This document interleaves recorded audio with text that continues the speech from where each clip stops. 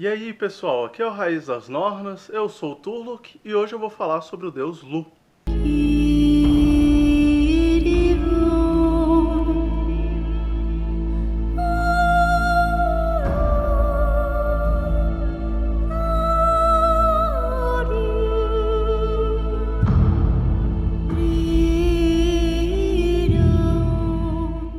Lu é um deus da mitologia celta, sendo representado em muitos mitos como sendo o triunfo da luz sobre a escuridão.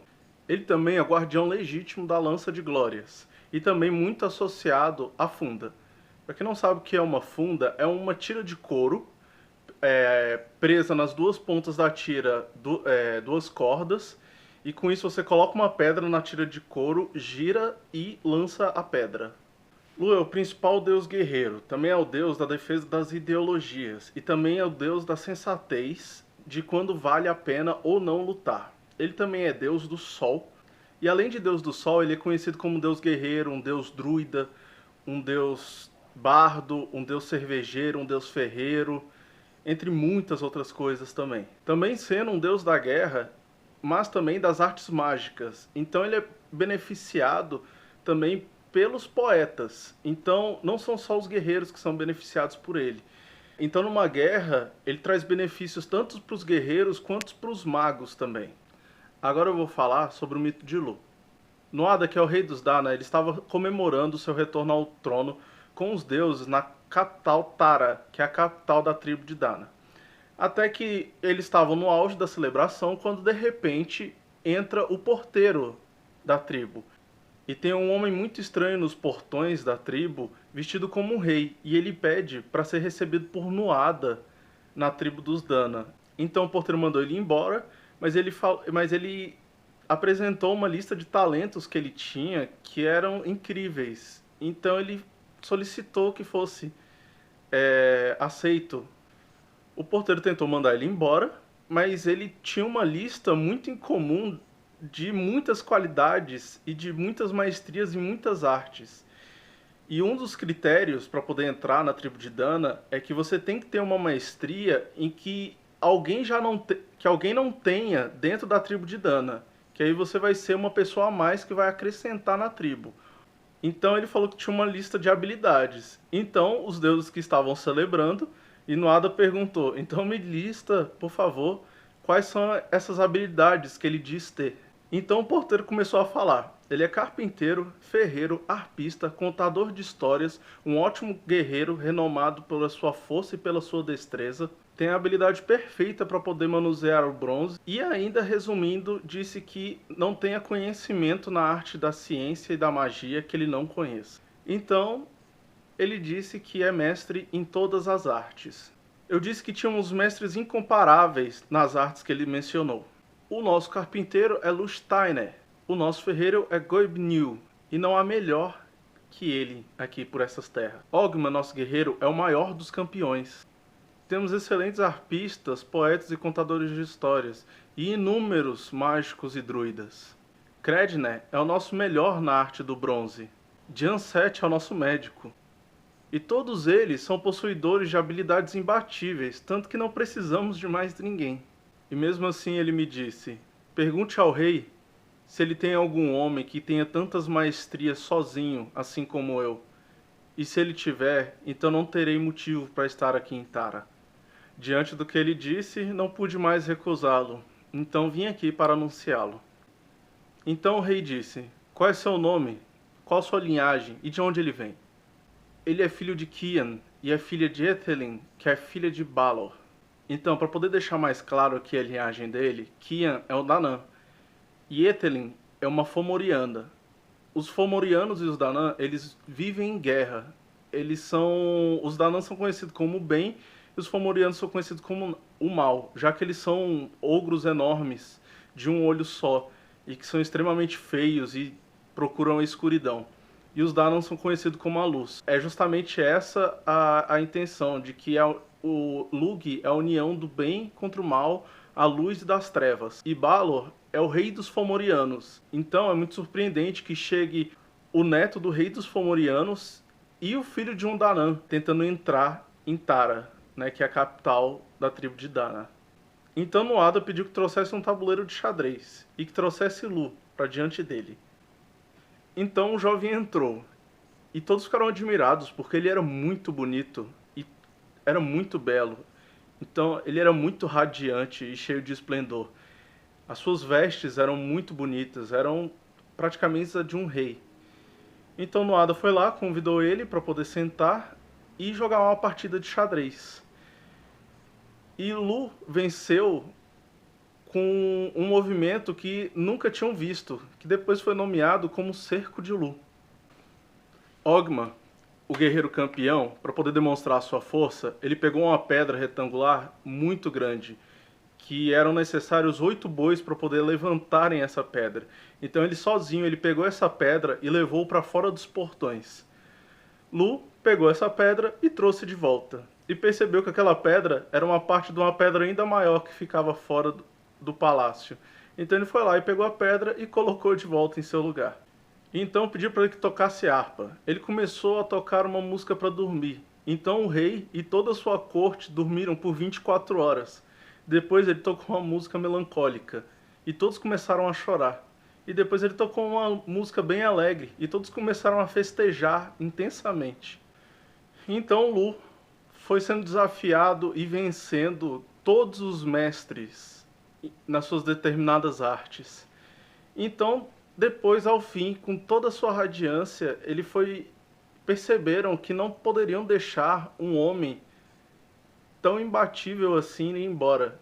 Então ele foi mantido e ainda mais, foi colocado na cadeira dos sábios. Uma cadeira para os maiores, é como se fosse um conselheiro do rei, mas de alto nível. Então toda vez que Nuada se ausentasse de Dana, Lu assumiria em seu lugar o posto de rei e seria rei de Dana. Bom, um tempo depois, os Fomorianos eles foram recolher o tributo anual dos Dana. Por quê? Os Fomorianos e os Dana eles viviam em guerra, mas nesse período que Lu entrou na tribo de Dana, os Fomorianos dominavam os Dana. Então eles iam cobrar taxas anualmente. Eles enviavam 81 coletores de impostos para poder recolher as taxas de todos os Dana. Então a única opção que os deuses tinham era de se subjugar e entregar o dinheiro aos Fomorianos. Porém, quando os Fomorianos eles foram recolher essa taxa, ao longe eles viram uma grande tropa de cavaleiros muito magníficos, com armaduras reluzentes, espadas brilhantes. Então eles acharam estranho, e diante dessa tropa estava um que era mais radiante e magnífico ainda do que os outros. Era extremamente belo e tinha um rosto radiante como o sol, então os Fomorianos não conseguiam ver seu rosto. Ele vinha montado num magnífico cavalo de Mananã. Era um cavalo muito bonito, com uma crista muito brilhosa. Ele era muito eficiente, assim na terra como na água, e era tão veloz quanto o vento. Mas seu cavaleiro vestia uma cota de malha de Mananã, cuja nenhuma espada conseguia perfurar. Também vestia um elmo com 3 brilhantes muito reluzentes, e a espada de Mananã, que era extremamente fatal e cortava qualquer coisa. Então quando os inimigos a viam ao longe, aquela espada, eles saíam correndo, com medo de morrer, e sabiam que não conseguiriam escapar daquela espada. Esse cavaleiro era tão radiante e belo que ele parecia o sol ao amanhecer. Então era Lu que se aproximava, o novo deus Sol. Ele se ergueu temível diante dos cobradores de taxas e disse: "Então são esses que oprimem o povo de Dana?"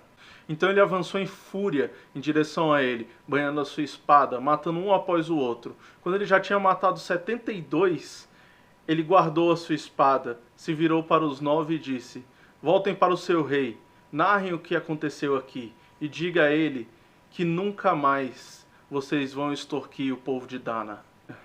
Então os 9, tremendo de medo da força e da habilidade de Lu, voltaram de mãos vazias. Diante de Balo narraram tudo o que tinha acontecido.